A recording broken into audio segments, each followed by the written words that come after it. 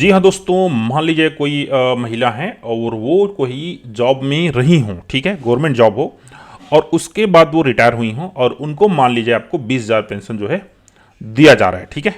दूसरा कंडीशन है, मान लीजिए कोई पुरुष एम्प्लॉय है जो रिटायर हुआ है और उनके बाद वो एक्सपायर कर गए हैं और उसके बाद उनकी जो पत्नी है उनको पेंशन मिल रहा है 20,000। तब के केस में क्या वे जो है इस योजना के लिए पात्र होंगी या नहीं।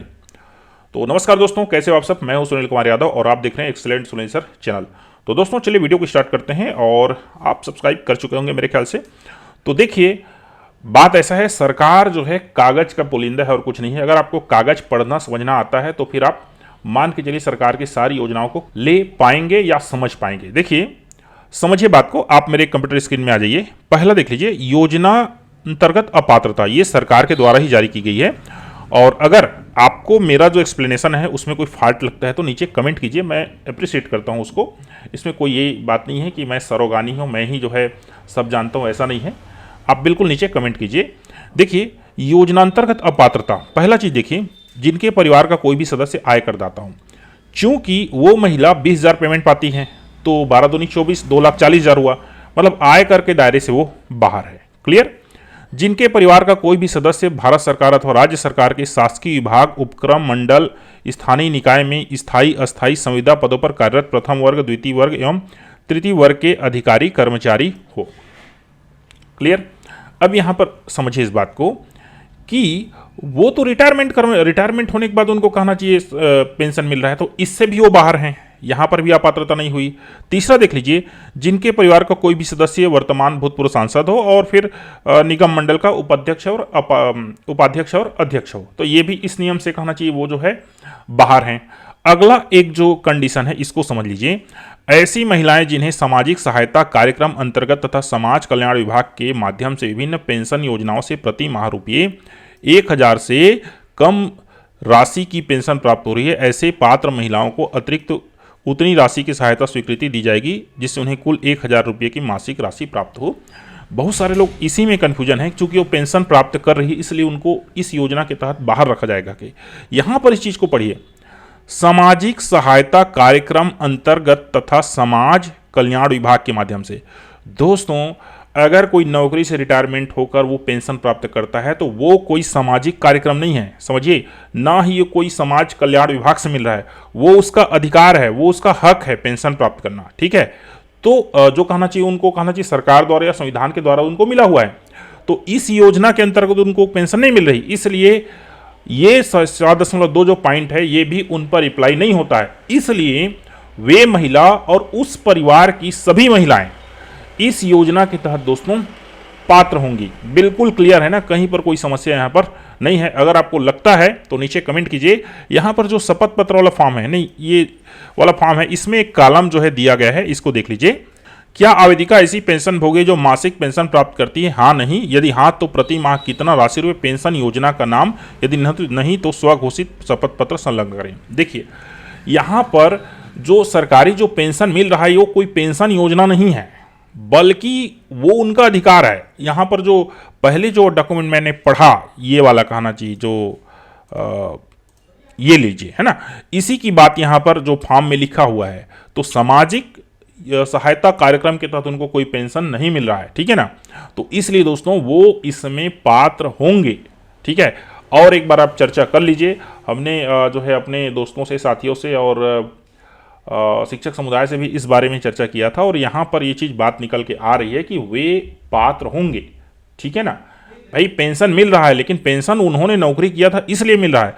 दूसरा बात कहना चाहिए, जो लोग नौकरी कर रहे हैं, है ना, और अगर वो आयकर के दायरे से बाहर हैं तो भी कहना चाहिए वो लोग दोस्तों पात्र होंगे। अब देखिए, दूसरा मेरा प्रश्न था, जिनका कहना चाहिए वेतन 15,000 है, क्या वे पात्र हैं या नहीं।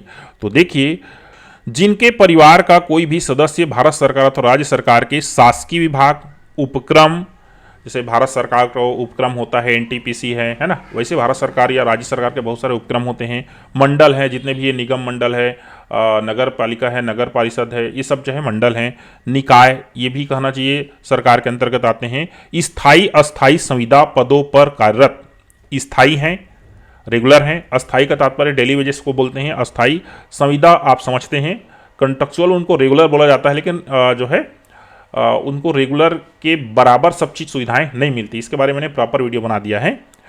पदों पर कार्यरत प्रथम, द्वितीय और तृतीय वर्ग कर्मचारी, ठीक है ना।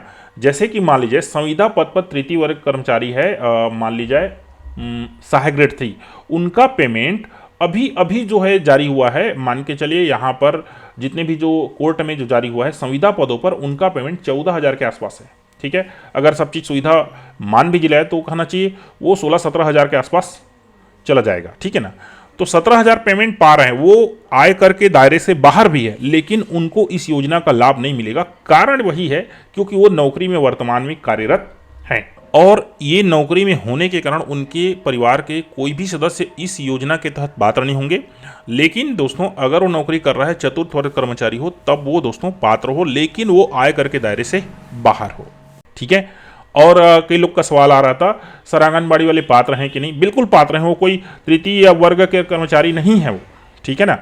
यहाँ पर कंडीशन वही है, भले उनका पेमेंट कितना भी हो, अगर वो प्रथम, द्वितीय, तृतीय वर्ग के कर्मचारी हैं तो फिर वो इस योजना के तहत दोस्तों अपात्र होंगे।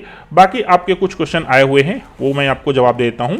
एक ने पूछा है कि सर निवास प्रमाण पत्र ससुराल में बनाएं या फिर मायके में। तो देखिए अगर ससुराल और मायके दोनों छत्तीसगढ़ में है तो दोनों का यहाँ पर चल जाएगा, लेकिन ससुराल का बनाइए, वहाँ चूंकि आप रह रहे हैं।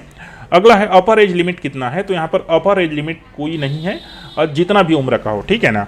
अगला है अंतिम तिथि कितना है, तो इसके लिए एक पीडीएफ देखिए, ये है 20 फरवरी दोस्तों इसका अंतिम तिथि है, और 8 मार्च को कहना चाहिए पैसा जो है मिल जाना है। क्लियर, 20 फरवरी। ज्वाइंट अकाउंट जो है इसका चलेगा कि नहीं, तो बिल्कुल यहाँ ज्वाइंट अकाउंट नहीं चलना है, स्वयं का अकाउंट होना चाहिए, जो आपके कहना चाहिए आधार कार्ड में जो नाम है उससे मैच खाना भी चाहिए।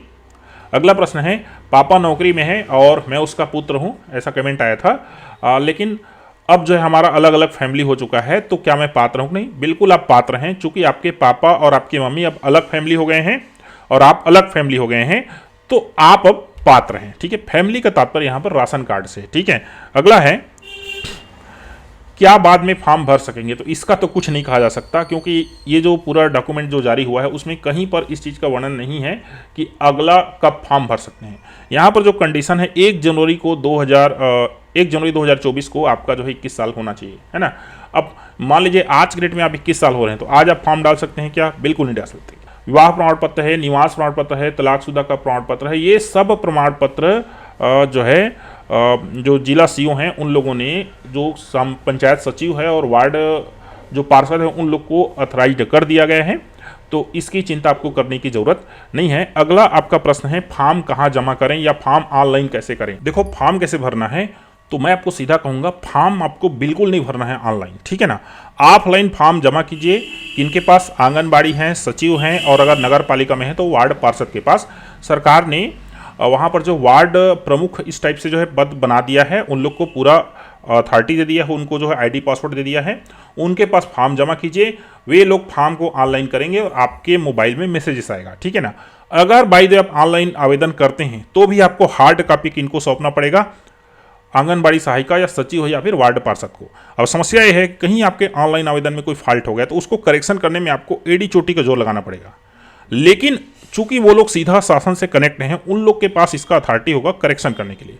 इसलिए आप जो है ये फॉर्म मत भरिए ऑनलाइन, ऑफलाइन फॉर्म जमा कीजिए, किनके पास, जो मैंने बताया उनके पास, ठीक है। फिर भी आपका कोई क्वेश्चन होगा तो नीचे कमेंट कीजिए।